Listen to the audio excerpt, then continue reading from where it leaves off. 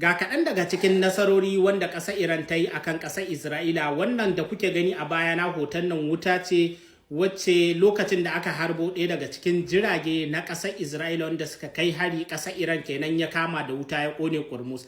Kamar yadda na faɗa muku a bidiyo wanda ya gabata, jirage ne fighter jet guda uku wanda ake kira F-35 aka ƙona su, aka harbo su daga sama har guda uku, wanda shine karo na farko a tarihi tun da ƙasa a abin nan Amurka ta ƙera waɗannan jirage take sayarwa da ƙasashe ko kuma take ba ƙasashe irin su Isra'ila kyauta domin su musu aikin da suke so, kamar yanzu yadda suke a Gaza.